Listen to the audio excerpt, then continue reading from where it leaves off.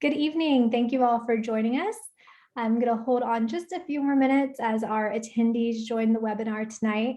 But my name is Devin Thompson. I'm with the College of Charleston Office of Admissions Visitor Services team. And on behalf of all of my colleagues joining me this evening and those who are not on, we are so excited to have you all join us for tonight's Admitted Student Town Hall. It looks like we have quite a few more folks joining us, so we'll give it just a few more minutes before we get started. Tonight's event will hopefully lay some great groundwork to answer questions that you may have outstanding as you begin to make your final decisions towards enrollment, or perhaps you've already decided that you're going to join us on campus this fall, but have some questions still lingering before you get here for orientation this summer. Tonight, we will answer all of those questions and more. Thank you to those who have pre-submitted your questions. We will certainly cover those. But as a reminder, you can submit questions in the Q&A tonight, and we will take those live at the end after we've covered our pre-submitted questions. I'd now like to introduce you all to our Executive Vice President of University Marketing and Enrollment Planning, Amy Takayama-Perez. Amy. Thank you, Devin. So nice to be here with all of you, even virtually tonight. Good evening to our future Cougars and families. On behalf of the entire College of Charleston community, I want to congratulate you on your admissions to the College of Charleston. You represent some of the most talented and diverse students we've ever seen. This year, the college received almost 22,000 applications for the freshman class, the most in university history. You've been selected because of your extraordinary academic achievements and your desire to be part of one of the finest public liberal arts and science institutions in the nation. We are so proud of your accomplishments during what's been another very challenging year. Now, parents, those of you that are joining us, I'm a mother of 2 college students myself, one graduating next month from the College of Charleston. And I applaud you for supporting your students and everything that you've given to them this year and along the way. Now, if you're like me, you likely were looking for an institution that can not only set your student up for academic and career success, but a place where you feel like they'll learn to be resilient, will they be taken care of by faculty and staff, and often be given the type of personal attention you might not see at other schools. I believe the College of Charleston is that place. So tonight, we hope that we'll share a little bit of College of Charleston with you. You've got excellent faculty, staff, and students here to answer your questions, and we hope you'll learn more about the opportunities here in Charleston. It's a global hub for innovation, business, technology, and the arts. It's a place where you'll have internship opportunities that are as diverse as our programs, and a place where the city will literally become part of your classroom. We look forward to answering all your questions tonight. I can't wait to see you this summer as we welcome you as part of the Cougar class of 2026. Congratulations again, and we'll see you soon. Devin? Thank you, Amy. Well, we're now going to introduce you all quickly to our panelists. I'm going to do a quick run through here on our slides so you all have an idea of who we'll be hearing from this evening, and then we'll move forward with our pre-submitted questions. As you can see, we have some of CofC's VIPs joining us tonight. So again, as a reminder, if you'll drop those questions that you'd like to ask towards the end of the presentation live in the Q&A, that's where those will be covered. All right, let's begin with our first question. And this one I'm going to direct to Erica Harrison-Jones from our Office of Financial Aid and Veterans Affairs. Erica, this question asks, our student is still deciding if they will deposit at CofC. Is there a deadline prior to May 1st to accept a financial award they've been gifted? We don't want to leave any funds on the table.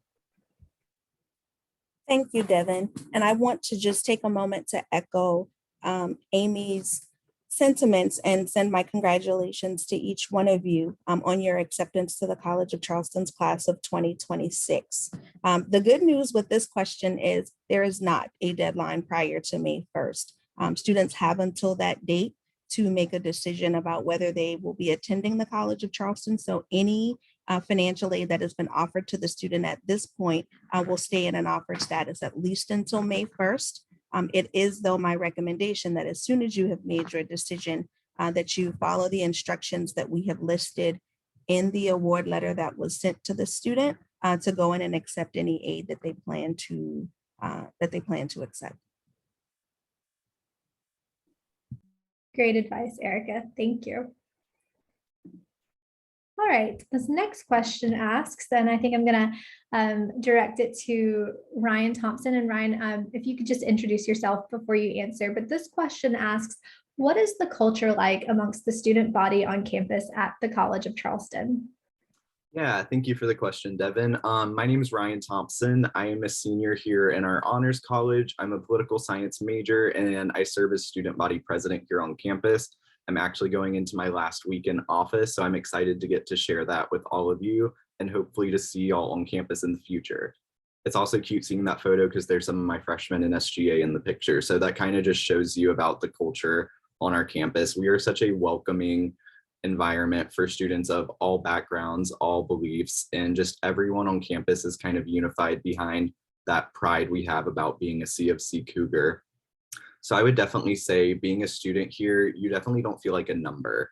That's the biggest thing I've taken away, is knowing how individualized my experience has been and knowing just being able to say hi to random faculty walking through campus. Just, it's not, there's no level of hierarchy or anything like that. It's really just a place where everyone wants to see you succeed and everyone's just gets along great. So I definitely love our campus. There you have it, folks. A very positive review from one of our highest students. Would anyone else like to add anything before we move on to our next question? Hey, Devin.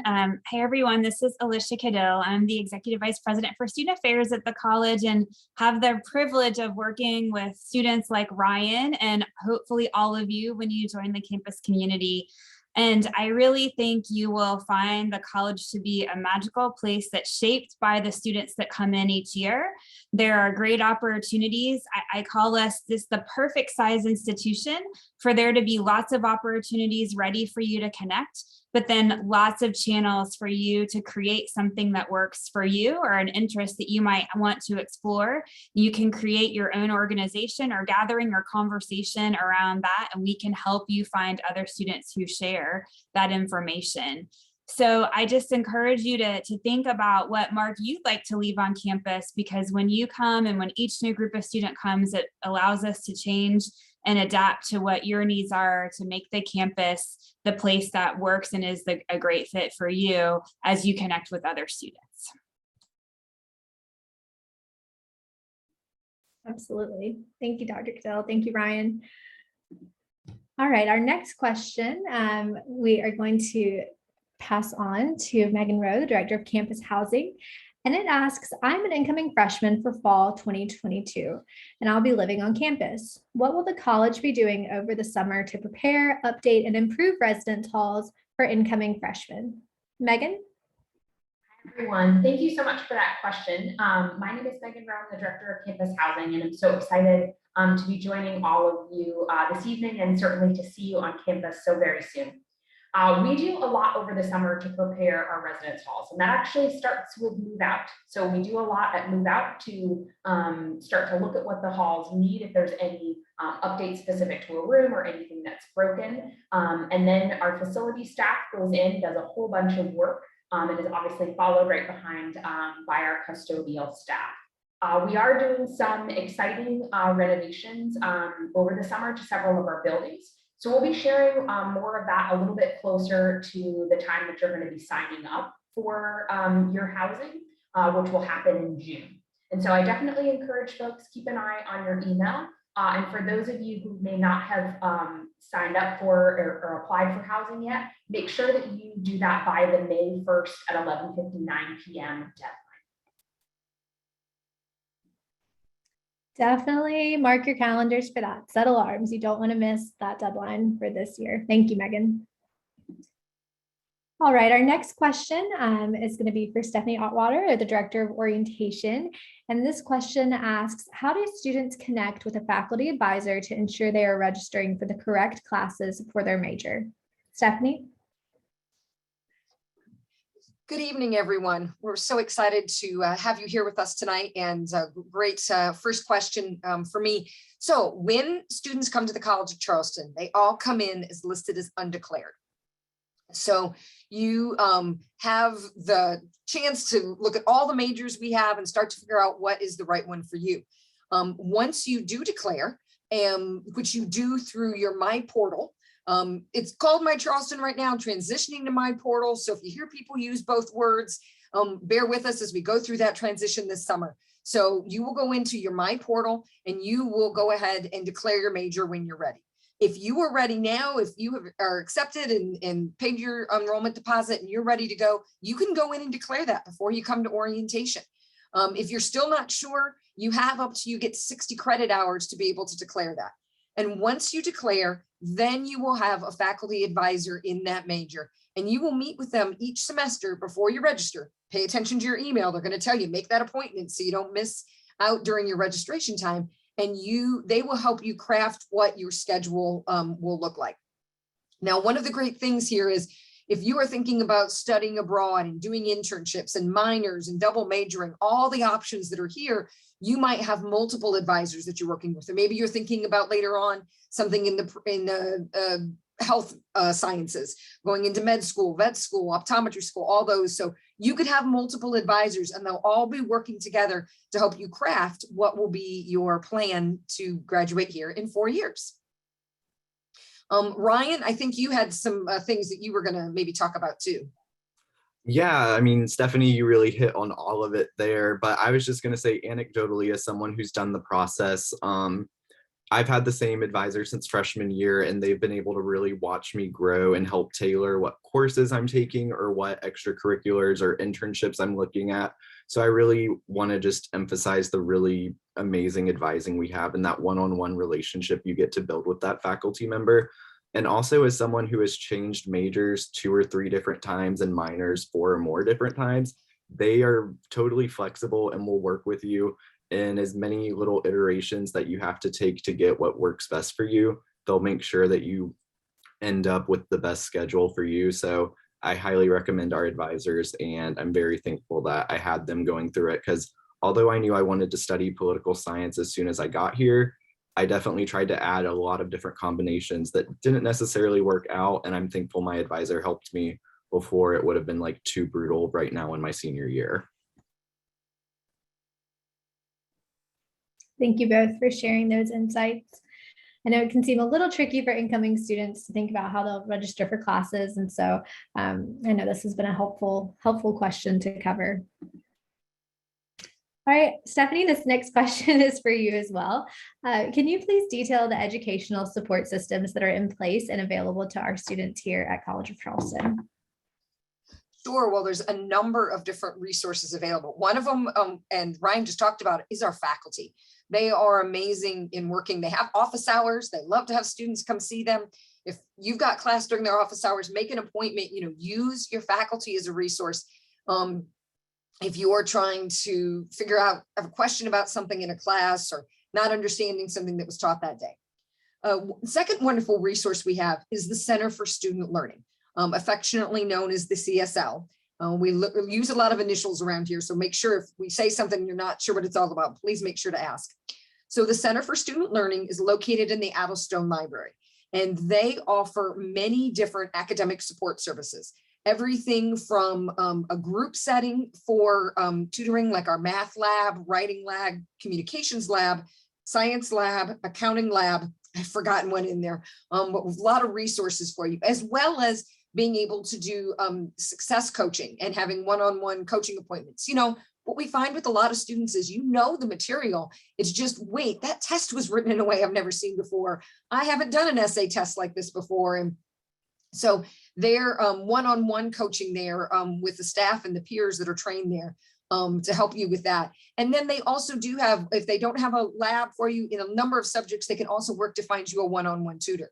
The Center for Student Learning Services that I'm talking about are all free to you. So it's not, oh, there's an additional fee that's going to get added on, or I can only go, 2 hours a semester, nothing like that.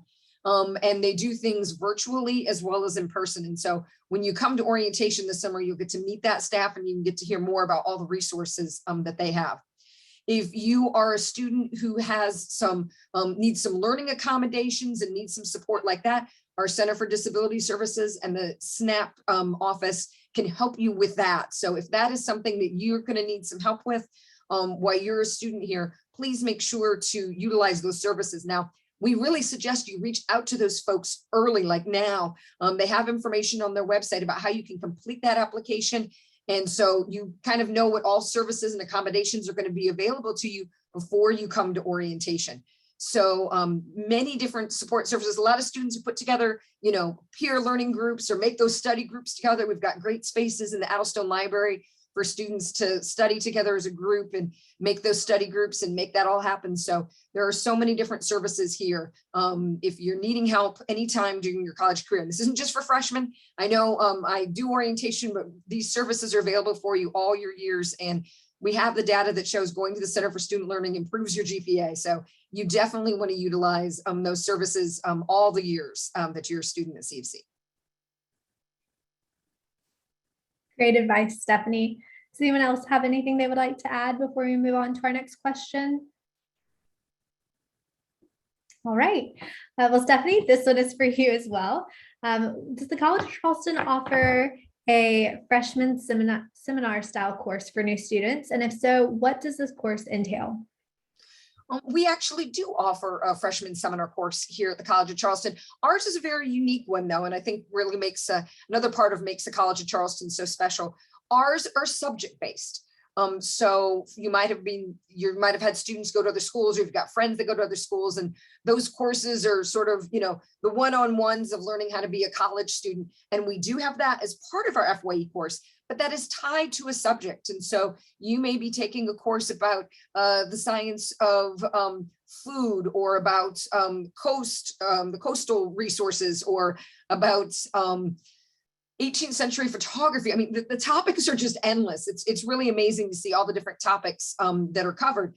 And so most of our students, there's a few programs that have certain courses you need to take. For example, the Honors College, they have a specific FYE that students take. But students go to class with their faculty member, and then they have a 1-hour synthesis seminar once a week that's led by an upperclassman peer student. And they're going over things that happened in class, but also some of those, what I said before, like college 101 tips. So all of our freshman students are required to take that class within their first year. So it's fall or spring semester. There are some more course options in the fall, but the spring ones are out there. So if there's really a certain one you want to go in the spring, for I know in the past there was one about training to run the Cooper River Bridge Run. And so that one was, that bridge run's only in the spring. So that course is only in the spring. So when you come to orientation and register for your classes, and working with your advisor, you can look through the list of all the courses and start to make the choice that maybe, you want to explore a major or explore something more about the Low Country. Or maybe it's something you already have an interest in and want to expand even more learning on that topic. So a lot of really great options. And you have the faculty support as well as the peer support in this seminar. And it's just such a great opportunity to further build community your freshman year too. You're all in the same boat together in a smaller cohort. So it's definitely a great resource for our students. And as an alumna, I wish we had the options for the classes that they have now here for FYE. There's some neat topics, really like special topics courses. There's the Harry Potter one. That one is so popular. We got upperclassmen trying to get back into that. So, there's some real popular topics. So too funny. Well, Stephanie, you might as well stay on the line because this question is for you as well. And it asks, what can we expect to take place during new student orientation this summer? You can expect a lot of fun, and you can expect getting to meet a lot of new people and get your fall schedule all put together and learn more about campus. And so when you come to orientation, it is a 2-day on-campus program this year. We're so excited to have everyone back on campus and get to show off this great place, and for you to get really comfortable and get to learn your way around. And who will be helping you do that will be the orientation intern staff. So we have 22 upperclassmen who are very excited to share with you their campus experiences, let you know about all the resources, work with the academic advisors to get registered for classes, hear from faculty about majors. have multiple opportunities all throughout the day to get to meet other new students and get to start to know your classmates even more. I know you guys have found all the snaps and the ticks and all the things to find each other. But you're really going to have a chance to get to know your classmates and come back in August and go across campus and, hopefully not be late to class because you've just run into so many people that you know. And so we're really excited to have you here. We're also excited to have your family. We have a family orientation that runs at the same time as the student orientation. So families are more than welcome to attend. You do some activities together. The majority of the time you are separate, doing separate programs, but we love to have families come on campus so we can talk to them about how they can continue to support you after you move here in August. And just a quick reminder to, if you've already paid your deposit, to prioritize looking at your summer calendar and signing up for orientation. I know Stephanie mentioned that, but just a reminder, because we have pretty much filled session 1 at this point, correct, Stephanie? It actually closed. It actually closed Friday. So our first session is filled. And so, yeah, it is first come, first serve. We want to make sure we have the right supports that we can give you when we're here. So there are dates all across. We've seen people have been getting on and getting registered. We love to see it and have you, make those plans. But if you're thinking, oh, we'll get to it, try to maybe get to it sooner than later, especially if you're looking for a specific date. And so please, you do that through your My Charleston. And so if you've paid your tuition deposit, we ask for about 1 business day after you pay your deposit, you'll be able to register for orientation through My Charleston on the academic services tab. When you pay that deposit, enrollment fee, you get a different login. You'll get an email with a new login and some more tabs will open up across your My Charleston. And so registration for orientation is still in the My Charleston program. And like I said, we'll be using My Portal a little more this summer, but registration is in My Charleston and you can register your family members at the same time. Perfect. Thank you, Stephanie. And the orientation website is also really helpful if you kind of need a visual of signing up for orientation. You can always refer to their website or contact their office as well. All right, well, moving on to our next question. This one is for Megan, and it asks, what are the policies regarding parking on campus for students? If I come to the college with enough dual enrollment credits, am I eligible to apply for a parking spot? And obviously they mean as a freshman. Megan. Sure. Well, thank you so much for that question. I'm going to drop a link in the chat about parking and the page that would give you a lot of information. But the policy for parking is that students have to have 60 earned credit hours as part on file with the registrar's office in order to be able to be eligible for parking. So obviously, if there's, depending on the number of credits, that's a potential, but it's probably pretty unlikely for an incoming first-year student to have that. However, I want to point out that our campus is very walkable. And so certainly you would not need a car to get around campus. However, I think there's also some really good opportunities for students to use public transportation. So CARDO, which is our internal bus system, is free for all students by using your student ID. And goes to all kinds of places, certainly downtown on the peninsula, but also makes trips outside of that. And so I do think that it's a really good option for students. And Ryan, I don't know if you have any other comments about kind of transportation for students or anything like that that you would want to recommend. Yeah, I would also say I recommend getting a bike. Every year SGA does our bike auction. So whenever y'all get on campus in the fall, you can go to SGA and we'll auction off all the old bikes that were left over from the previous year. But I'm about to graduate and I have gone all 4 years without having a car in college. So after year 2, I was kind of determined to make it all 4 years. So that's kind of a testament to how easily the city's walkable. Like, there's definitely grocery stores and places that you need to get to that are within walking distance or using the CARTA system. It's super easy and they lay out the routes and there's different maps that the college offers so you can kind of see which route to get on to get to and from. So I would definitely say if you're worried about not having a car, it's not going to be something that's a huge issue because everything's really walkable, or you and your friends, it's only like splitting an Uber to the beach is only like $5 each or something because it's so close by. So even if you want to get a little bit further away, there's a lot of resources to ensure you can get there safely and cost efficiently. Thank you both for those responses. Helpful tips and information for sure. And as Megan said, if you'll check the chat box, she did drop a link with more information on the parking policies and guidelines there as well. All right, let's move on to our next question. And this one is for Dr. Cadell. It asks, can you please review the policies and procedures surrounding the potential need for students to evacuate due to severe weather conditions? Where do they go? Do they participate in classes? If not, what do they do during the time they are away from the College of Charleston campus? Sure, this is a great question. And as we engage in town halls together, I hope you will know that I say our biggest plan is not to have a hurricane or an evacuation. So that's plan A, and we're really hopeful for that. But certainly as a coastal city, we have to be aware of what's happening around us. And the first thing I would say to families and students is students are, and I hope through all the questions that you see here, the center and the purpose of what we do. And so caring for students and their needs drives all of the things that motivate us each day to provide this experience for students. So if there's a need to evacuate, and this is driven by orders from the state, and so the state will direct the county, and if the county directs an evacuation, then as a public institution, we certainly have to and would comply with that request. So we work to give students as much notice as possible. We ask students, even now before you come here, to kind of start talking with your families and friends about what might be your plan or what might be options you could explore if there's a need to evacuate, and how might you approach that.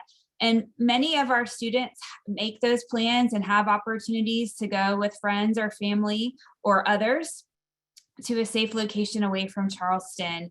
And any student that needs assistance in doing that, the college provides all of that support during the evacuation. So we would identify another institution, usually another state public institution, that is out of the path of the hurricane, where we would transport students. So we take students there, we provide for their lodging, for their food, for activities while they're there. And then we provide support, and we send staff, professional staff with the students to that location. So any student that needs that support and guidance, we provide all of that for students. The other, we have not had a hurricane evacuation since the pandemic, so we'll hope that continues. And so prior to the pandemic, we weren't as fluent in moving our classes to a virtual class setting. So I would anticipate, as much as we are able, faculty will be asking students to engage remotely in their classes, provided there are power and resources to do that. And certainly we would be flexible in that situation. But most faculty will work with students ahead of time on work and things they need to keep up with, even if they're not engaging virtually. So when they return to campus, they're prepared to continue the momentum of the course. So we would provide direction on that. But for students who are away, when we're on other campuses, those campuses have been so great to us to provide activities, events that our students can participate in with their students. And often it creates some great connections for students with students on other campuses. So we'll do everything we can to take care and care for our students. Thank you, Dr. Cadell.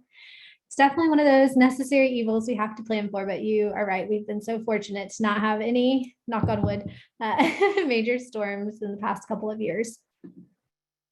All right, our next question is back to Megan, and it asks, is housing on campus guaranteed all 4 years? Yes, thank you so much. So housing is guaranteed for incoming freshmen that apply by May 1st at 11:59 p.m. After that, certainly, if there's a first-year student that wants housing, we will have a wait list, but definitely encourage first-year students to make sure that they do that. After that, we certainly try to accommodate as many students on campus as possible, depending on what our inventory looks like, which is oftentimes dependent on the number of first-year students that we have on campus. would be how we would kind of determine if somebody was able to live on campus. So again, we always try to provide housing for as many students as possible. And generally that housing process starts at the end of January or beginning of February each year. And so we would send out more information for you as incoming first year students for housing for the following year, either in late fall or early spring with more information. So although housing is not guaranteed, we do certainly try to house as many students on campus that are interested in living there. Thank you, Megan. All right, we are rounding out our last 3 pre-submitted questions. So as a reminder, if you have a question that you'd like to ask the panelists, if you'll please drop those in the Q&A portion tab here at the bottom of your screen. And when we finish the pre-submitted questions, we will answer those questions from the Q&A live. All right, well, Ryan, I think this question is going to begin with you. And it asks, does the college provide any support, resources, and opportunities for internships? So short answer is yes. So since I've been at the College of Charleston, I've been able to have a plethora of different internships within my field of poli-sci and just inside the Charleston community and both outside at state opportunities. I also was able to participate in the Washington semester program. So I got to study in Washington, D.C. during the fall 2020 election, which was definitely a highlight of my CofC career. And I would say for that, there were so many different opportunities for scholarships that were department-based or also just in general. CofC wants you to pursue whatever internship or opportunity that you're interested in, and they will make sure that there's funding there for you, whether that's through a SURF grant or whether that's through funding from some other department. It's kind of crazy how many different areas they have money for opportunities like this, but that just goes to show how much they want to ensure that their students can go out for all of these different opportunities despite your financial needs. So for me, as someone who definitely relied on financial aid, they made sure I could participate in whatever program that I was interested in. Thank you, Ryan. Dr. Cadell, do you want to add anything to this question? Sure. Ryan did a great job talking about this. And I will say that a very high percentage of our students, over 80%, do at least one internship while they're here at the college. So there's definitely a culture around this, and our Career Center, along with partners in all of our academic units across campus, are consistently looking for other internships and other opportunities, and we continue to cultivate that based on student need and interest. We do have an online platform called Handshake that helps students connect with both internships and job opportunities, both part-time positions while you're a student and then full-time positions when you're ready to look for that full-time position. And we know internships lead to a lot of those employment opportunities. But in addition to internships, and internships fall under a big umbrella of what we call experiential learning, which is the opportunity to do things that allow you to apply what you're learning in the classroom through different experiences. I strongly encourage students to also look at other experiential learning opportunities, which include things like undergraduate research, study abroad or study away, community service, our spring break, our alternative break trips. So there are lots of ways you can gain experience in addition to the internships. And so I would just encourage you to be thinking broadly about different opportunities that allow you to apply what you're learning, but also decide what you like and don't like about some of these experiences, which will help you think about, what you want to do and where you'll be happiest as you move into your career. Thank you both for those responses. And just a quick plug, earlier in the spring semester, we did offer a virtual support services session, and one of the panelists was the director of the Career Center, Jim Allison. And so that session lives on our admitted student page. You can go and rewatch that recording and learn a little bit more in depth about some of the connections that we have in Charleston and around the United States, even globally, and what resources are available for our students. So I definitely encourage you all to go back and watch that if you weren't able to tune in live for that event back in February. All right, our next question is for Dr. Cadell as well, and it asks, will the College of Charleston mandate COVID testing or vaccination during the fall 2022 spring 23 academic year?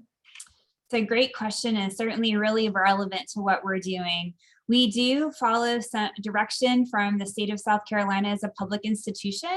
So presently, we are not requiring a COVID vaccine.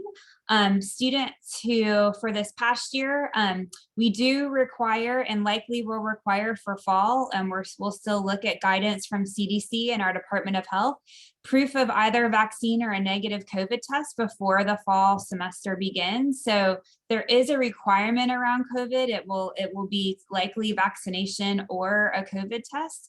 We do strongly encourage the vaccine. We have over 80% of our overall student population is vaccinated, and we know that that's really helped us manage what we're able to do this spring semester, particularly, and return to very low restrictions on COVID. So we can gather as we want to with face covering, without face coverings and things like that. So we know that the healthier community, the more options we have for students to engage in ways that they find most meaningful. So we strongly encourage that. And then certainly we have other vaccinations that are required before you attend orientation. So we want to make sure that you're submitting all of that documentation for other vaccinations as well. Thank you, Dr. Cadell. All right, well, our final pre-submitted question asks, when are final high school transcripts and/or AP and IB test scores, dual enrollment transcripts due to the College of Charleston? Erica, I think I'm going to hand it off to you first. Actually, I think Kayla was going to start and then I'll come. Sorry about that, Kayla. That's okay. Actually, we strongly encourage you to turn in your final transcripts as soon as they become available. This allows for you to have a really seamless transition as you're working with your advisor during your orientation process, as well as when they are a prerequisite in order to receive the disbursement of your scholarships. And Erica can speak more to that. Certainly, if you're an in-state student and you're receiving state awards, that particular deadline is June 15th. Again, Erica will speak more to that as well. But again, it's the earlier that you can turn that information in so that we have it, especially as you are thinking about your courses, the better. Yeah, and just to kind of piggyback on what Kayla mentioned, the South Carolina Commission on Higher Education for our in-state students requires that the institution have that final high school transcript on file before we are able to disperse any of our state funding to students. So just echoing those sentiments, get the transcripts in as soon as that information is made available. We will kind of start the process of reaching out to students around August 1st if we have not yet received those transcripts. And we will work with the individual families if there's any issues as it relates to those, but just making sure that you realize that we cannot disperse any of that aid without those final transcripts on file. Great reminders for sure. Mark your calendars, before you graduate and really check out for the summer. You still have a few last checklist items for CofC. So thank you both for answering that question so thoroughly. All right, well, I'll share this information again before we conclude this evening, but I just wanted to quickly share our contact information. So if after tonight's event you have any questions lingering, you can always find us on social media or email our office, or of course, give us a call. But with that, I'm going to stop screen sharing the presentation and we're going to move towards the live Q&A. I know that there have been a lot of questions dropped in both the chat and in the Q&A, so we'll get started with those here. So one of the first questions that we got, and I've seen a lot for housing, Megan, so you might want to have your glass of water ready. But this first question asks, our daughter was admitted yesterday, so congratulations to this family. When should she be able to access her housing and dining preferences through the portal? Excellent. Well, congratulations. That's exciting. So generally it takes about 24 hours after someone pays their $400 enrollment deposit. That's when all of that would happen. So I always encourage folks, especially those who are waiting to pay that deposit and are kind of last minute kind of folks, to make sure that you think about that. So if you are waiting until, let's say, April 30th to pay that $400 enrollment deposit, that is going to mean that you're kind of bumping right up against that May 1st deadline for housing. So for you, it's just important to remember, get that $400 enrollment deposit in, and then you'll get everything that you need kind of through email about how to get in and access. And you can find the My Housing and Dining portal within My Portal or My Charleston. Perfect. Thank you, Megan. Erica, this next question is for you, and it asks, do more financial aid opportunities tend to open up as the registration deadline nears, i.e. for students that may decline their offer of admission, what happens to that aid and scholarship that was originally allotted to those students? Does it go to a particular pool, in-state versus out-of-state? Does it go back into the pool? How does that work? So this is a great question. Unfortunately, that money does not end up being awarded to additional students. When we go in and we make the scholarship offers, we are actually overspending our budget on the front end because we take into account that there are going to be some students that don't accept our offers. So we have worked really hard and used a lot of data to help us determine kind of what that number looks like. So we are already kind of anticipating that there are going to be students that are not taking our offers. So we don't make any additional, unfortunately, merit offers after that May 1st deadline. Thank you, Erica. Welcome. Dr. Cadell, I think this next question will be best suited for you, and asked, where do we find information, or when will we be able to find information regarding sorority recruitment for the fall? The website still currently has the spring dates. Yes, thank you. And I think I typed a private answer to that, but didn't put it out for the whole group. So thanks for asking that question.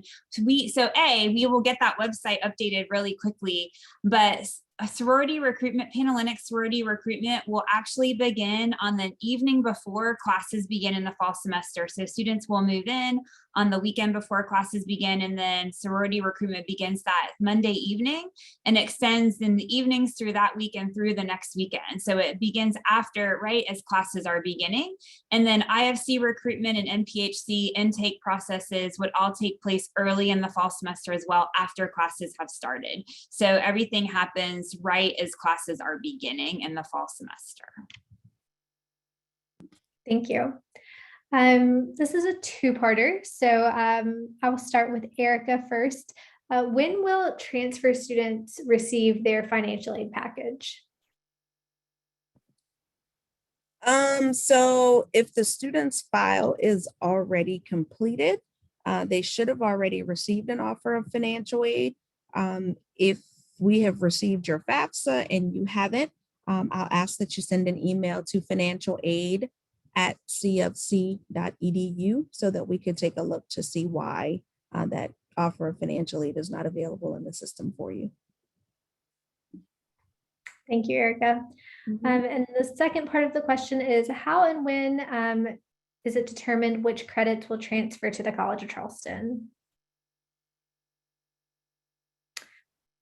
And I can jump in on this one quickly. So typically a transfer credit evaluation is performed prior to your arrival at orientation. We try to get these courses in and evaluated as quickly as possible. So again, going back to making sure that you send your final high school transcript, any dual enrollment credits, your AP and IB scores as early as possible, the better, so that we can make sure that you have a full idea of what you'll be coming in with at the time that you arrive to orientation and begin that advisory process. I would recommend, if you're just anxious to get a general idea, you can always check out, we have a great transfer credit evaluation and resource page on our website, and you can get a rough idea of either AP or IB credits, depending on the score of your test, what credits will transfer in. You can review that there, as well as dual enrollment credits from a variety of institutions around the United States. So again, always feel free to contact the Office of Admissions, and we can kind of walk you through that process if you're looking to get a head start before your formal transfer credit evaluation is performed. Oh, could I speak on that real quick? Yeah, of course, please do. Yeah, so this is just like a bad situation that happened with me with my transfer credits. So when I took my AP exams, on the final thing, it says like, what colleges do you want your scores sent to? And obviously I put C of C there. And then when I came on campus, I realized my scores hadn't been sent. Luckily, the transfer resource office was able to help make sure I got them eventually. But just make sure, even if you sign it for like what college you think on that test, double check that it actually gets sent to C of C so that you don't end up taking a class that you ended up having a credit for like I did. So save yourself the headache. Good looking out, Ryan. Thanks for sharing Devin, I that. have one little note too about that. For students who come in June, sometimes we don't have your scores. If you just finished and took those, senior year AP tests, those scores usually come in July. And so we may not have them for June. Just let your advisor know there might be something sitting out there. When it comes in July, you can reach back out to them and make any changes you need to your schedule. So for students who might be attending one of our June sessions, that may be, and if you just took the test, just a few weeks ago, that may be something that we'll still be working on through the summer. Thank you, Stephanie. And while I have you here, this question is for you, and it asks, if you're attending orientation session 11, the last session, when is move-in for those students? Well, thank you to the lovely folks in campus housing. They have arranged so that if you are coming to that last orientation session, you'll be able to move in. I think, Megan, we've said sort of late afternoon into the evening on the 17th. And so you'll be getting information about all students will be getting information about how they sign up for move-in. And I know that's a later question I think that's asked in here is about how move-in works. And we'll talk a lot about that during orientation. And students get to actually, there's some times available and pick some times and do all that is the plan. And same thing for the students who could come in on the 17th. So if you're coming to that last session, you would move in early, maybe an additional fee for that early move in, but all that information will be given to you during the summer. Thanks, Stephanie. And just a quick reminder, this is being recorded this evening, so don't feel like you have to furiously take notes down. We'll be sending it out to all registrants, and then it will also be available on our website. If not by tomorrow afternoon, definitely by Thursday. Okay, Megan, this next question is for you, and it asks, when do I have to have my roommate choices in? Any tips on navigating that selection process? Awesome. Yes, thank you for asking that. So students have until May 15th to select a specific roommate. So students don't have to select a roommate. If you are kind of go with the flow person and you want to just see what happens, then that's fine. But if you do want to select either a specific person that you know, or you want to go through the roommate searching functionality within the housing portal, you have until May 15th to do that. However, you have to apply by May 1st at 11:59 p.m.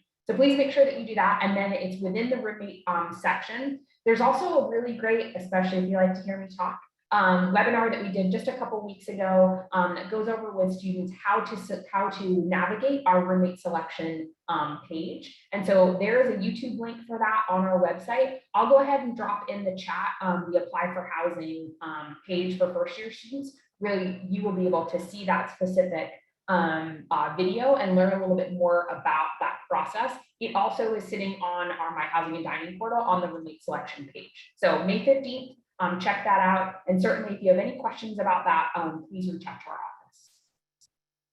Perfect. Thank you, Megan. And another question for you while you're on, what does off-campus housing look like for students? And do we have any kind of resources available so people can look ahead for price ranges and things like that? Sure. So off-campus housing, so students are not required to live on campus. That's an important piece. However, we do know that most of our first-year students do choose to live on campus, and we certainly recommend it. It's a really good supportive environment, especially as you're navigating all of those new things as you're coming in as a first-year student. So definitely recommend that. But if you're making the choice to live off campus, there are a lot of off-campus options. There is information on our webpage specifically that actually is geared more towards our returning students, but does have a list of providers, some providers that are there.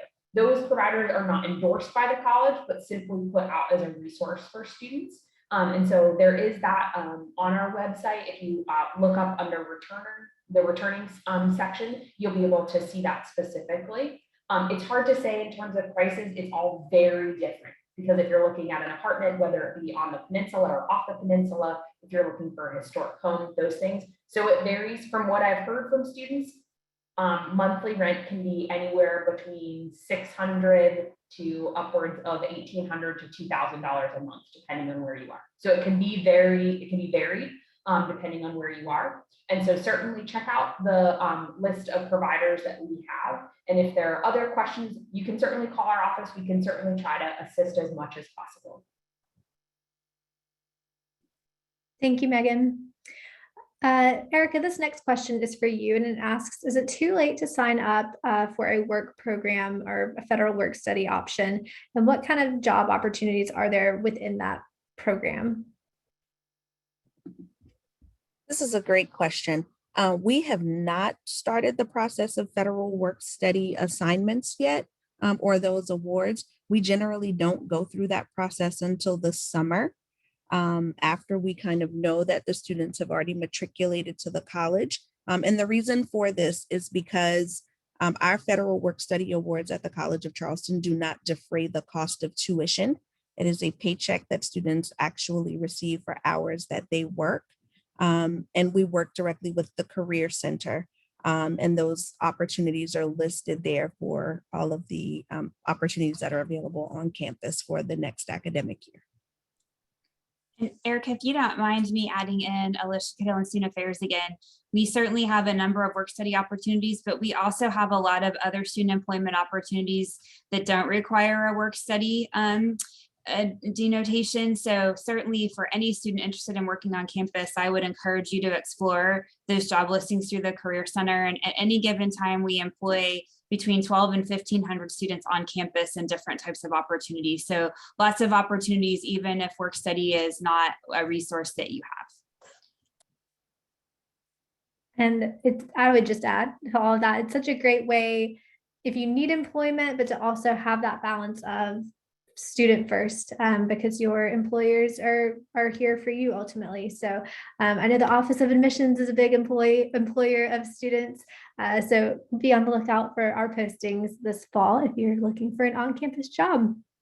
All right, shameless plug. So the next question asks, I'm interested in the Spectra program. I've applied, but when will I know if I've been admitted or not to participate? And also, is work study available? I'm not sure if they meant during Spectra or if that was just a general work study question. So maybe we can begin with just the Spectra admission decision. Sure, and I can start that one, and we might need to follow up with some details that to make sure I have everything that you need in the answer. So Spectra is a program run by our Multicultural Student Programs and Services Office, which is part of the Student Affairs Division, and it is a program for Alana students to support that transition to college. It's a program that happens pretty much for the whole month of July, and thank you so much for applying. I know what's happening in our MSPS office is they're reaching out to students that have applied and doing some initial conversations, not really an interview, but a conversation to make sure that students and their families understand what Spectra entails and the expectations and all that's necessary to successfully complete the program. So if you haven't heard from them, they'll be reaching out to you soon, and then they'll be making determinations in the next few weeks about students that are accepted to that program. And Erica, you may know the final deadline. I'm not sure if financial aid knows that, but you'll have time and you will hear from them to learn more about the program before it begins in July. And typically students that are participating in that program, because it's coursework and a lot of other opportunities for expected engagement, typically students don't work while they're participating in Spectra, but we can help you look for those opportunities for the fall semester. And that program includes housing, it includes your tuition, and it includes all your activities and your meal. So it's a scholarship that supports all of that experience for that month in July. Perfect. Just a quick reminder, I dropped the admissions events email address in the chat. We are nearing our end time at 8 p.m. So we're going to take the last few questions that are in the chat. But if we're not able to get to a question that you have live this evening, please email admissionsevents@cofc.edu and we will get that question answered to you as soon as possible. Okay, Megan, this question is for you. If a student has to change their roommate, if it's not working out, or even prior, to move in, if something changes, are you able to do that? Sure, great question. We'll certainly send out more information once those room selection parts are selected. So that's another thing. I know there was another question about when students would be assigned rooms. So as a reminder, we actually have all of our students participate in room selection. It's awesome. Students get to choose exactly where they want to go.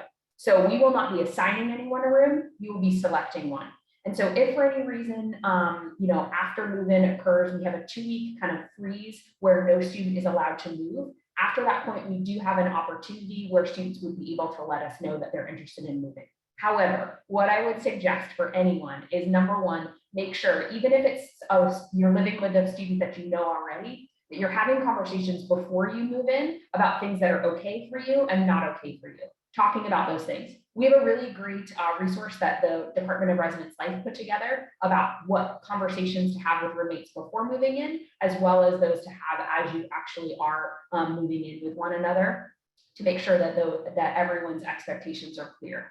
Also, a really good resource for you is going to be your resident assistant. That's another student up here that is going to be living on your floor that is highly trained to deal with all kinds of issues, including dealing with any kind of issue you might have with your roommate. So definitely encourage you to talk with them. We do have resources available, certainly, if a student does need to move, but we certainly try to have students work that out with their roommate before that. Thanks, Megan. All right, this next question asks, how inclusive is your campus to LGBTQ+ students? Ryan, I think you wanted to volunteer to take that question first. Yeah, so as a proud queer student myself, I can definitely say we have one of the most welcoming environments of a college campus I've ever seen for LGBTQ+ students. I can definitely say I'm a success story of this campus allowing me to kind of find myself and find that confidence within myself. And that's because of the support of faculty, like the panel you see before you, the professors we have here, and also just the fellow students. We are a super accepting campus environment. We also have a lot of resources on campus for our LGBTQ+ students. We have PRISM, which is like our Gay Straight Alliance. It's the organization for anyone in the community to be able to come for a safe place to talk about issues or just learn about different safe sex practices or have just fun hangouts on campus. We also have a Trans Student Alliance on campus. So just another club for students in that community and allies to be able to come together and just have a community. Also, something really cool about Charleston itself as a city is instead of celebrating Pride in June, which is typical month, we actually celebrate it in September so that the CofC students get to participate in it. And so they do that through our GSEC office, which is our Gender Sexuality Equity Center. I might be messing up the acronym, but we have a lot of acronyms here at CofC, like we've said before. But I can 100% say that I have never felt safer and more accepted than I have at CofC. And I can ensure that'll happen for y'all. Or can't ensure, but I'm confident that it will definitely happen during your experience at CofC. Thank you, Ryan. All right, just 2 final questions, it looks like. I see Erica's typing an individual answer. So we have 2 final questions for the group. Just quickly, Megan, when will move-in dates be posted? And I know we don't have to go into the whole move-in process because it is very detailed, but when will that information be? And just a reminder of where students will be able to find that again. Sure. So we will share information about move-in as we get a little bit closer to summer, but move-in will be by appointment. Those appointments will be available right around July 1st because we need to know where you're living before we can let you make an appointment to move in. And so all of that information will be available again starting in July. We will also be updating our website probably in the next month or so with that information. But if you're looking for specific dates, regular move-in is going to be occurring August 19th through the 21st. But again, I encourage folks to wait until you can make an appointment to make sure that you are not going to be arriving in Charleston before you're able to actually move in. All right, thank you. And our final question, I'm just going to let whomever jump in on this one. I feel like I could go to a few folks, but do we offer a degree in 3 program? Or are we a more traditional 4-year graduation rate university? And if we do offer the degree in 3, which I know the answer to this, when would someone sign up for that? Any takers? I can try on this one.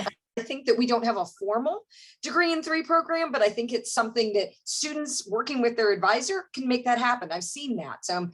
Ryan's probably got some friends who came in with him, but graduated with us last semester, or last school year, I should say. So again, it's working with your academic advisor, maybe having to look at some summers. Some people who bring in credits are able to do that. So it's definitely, we have seen students do it, sometimes a 3.5 program, but it's definitely possible. And so that's something to sit down and working with your advisor, plan that out. I don't know if anyone else has anything to add on that. Yeah, I would definitely say I have a lot of friends that have either graduated in 3 years or definitely that 3.5. I have a lot of peers that graduated last semester. However, I will say stay till May. You get to have the cistern graduation. It's so much better. So obviously I could roll with, I definitely will say it helps if you have transfer credits from high school. So like for me, when I came in, I could have also graduated like a semester to a year early, but I love CofC so much, so like I had to stay an extra year. So I definitely don't say push the 3 years, but also depending on financial aid, I definitely understand that. Great perspectives and answers on that. Thank you all.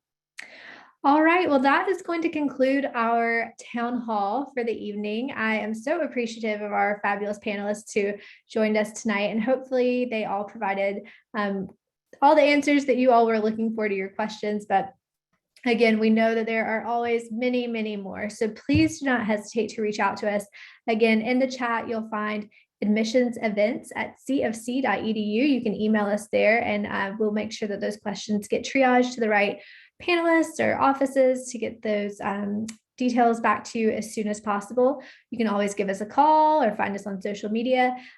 We just want to reiterate that we're here for you. We are thrilled to have you as a part of the College of Charleston family, and we can't wait to have you on campus. If you're joining us for our last week of tours next week, it's hard to believe we're almost approaching exams, but we are full at this current time for tours. But of course, call the office.